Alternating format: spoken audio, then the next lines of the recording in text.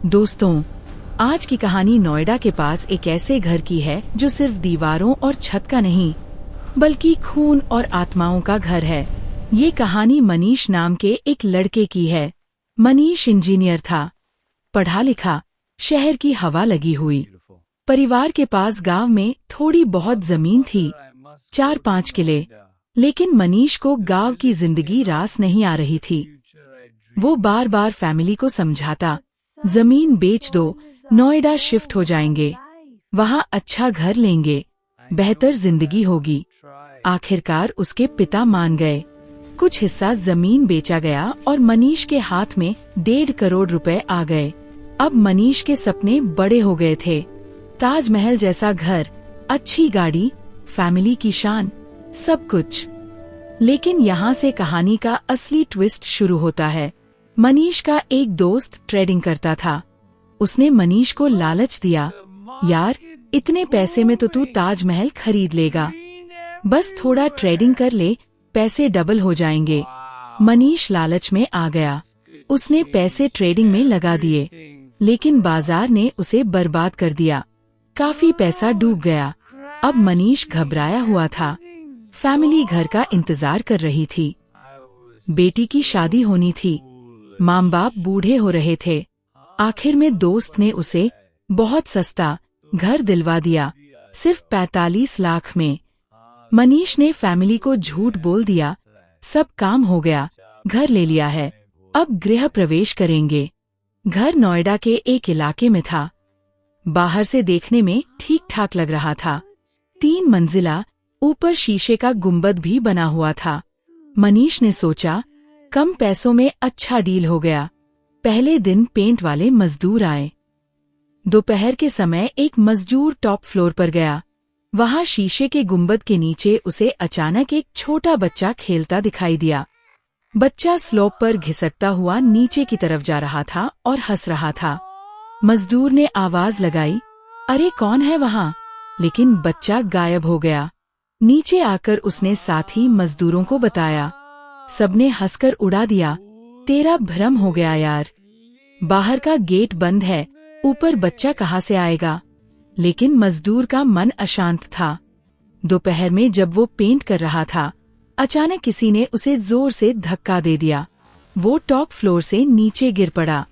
Spine में बुरी चोट लगी, शरीर फट गया। अस्पताल ले जाते समय भी वो बार बार चिल्ला रहा था। बच्चे ने धक्का दिया। बच्चा खेल रहा था, वो ऊपर था। गली वालों ने जब सुना तो उनका रंग उड़ गया। उन्होंने बताया, भाई ये घर 11 साल से बंद पड़ा है।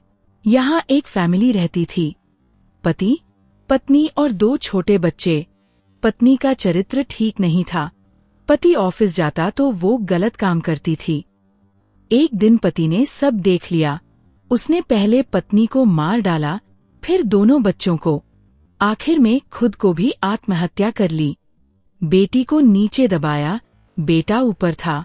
रात को बाकी मजदूरों ने और डरावनी चीज देखी। घर में एक पुराना फ्रिज पड़ा था। रात 2 बजे वो फ्रिज अपने आप खुलने बंद होने लगा। अंदर की लाइट बार बार जलती बुझती। एक मजदूर फ्रिज के पास गया तो फ्रिज के पीछे से अचानक एक छोटा बच्चा निकला और तेजी से भाग गया। मजदूर की रूह कांप गई। मनीष ने मजदूरों को नहीं माना। उसने कहा, कोई बात नहीं, काम जारी रखो। लेकिन मजदूर भाग गए।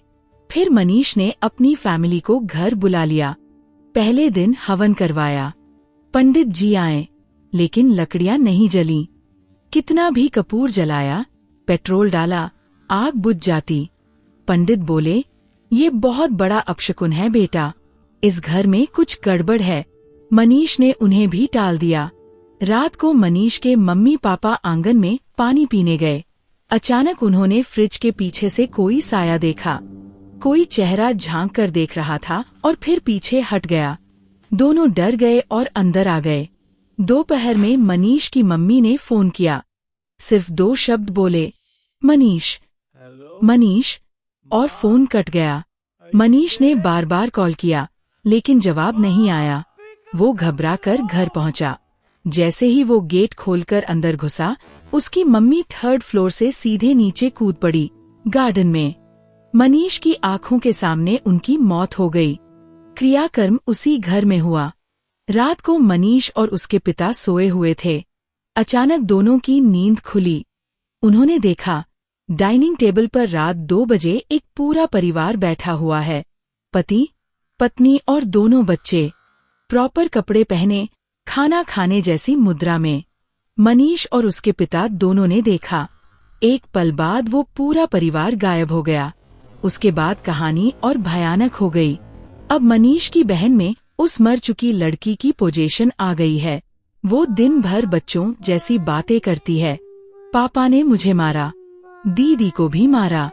मनीष के पिता में उस लड़के की पोजीशन है। उनकी टांगे टेढ़ी हो गई हैं, अजीब बीमारियां लगी हैं और वो बार बार कहते हैं, मुझे बचाओ। हर रात 2 से 2:06 के बीच फ्रिज से इतनी गंदी स्मेल आने लगती है कि सांस लेना मुश्किल हो जाता है। फ्रिज के अंदर से हड्डियों जैसी चीजें निकली, पता नहीं किसकी थी। मनीष आज भी पछता रहा है। कहता है, मेरी लालच की वजह से मेरी माँ चली गई। मैंने ये घर लिया तो ये घर ने मेरी पूरी फैमिली ले ली।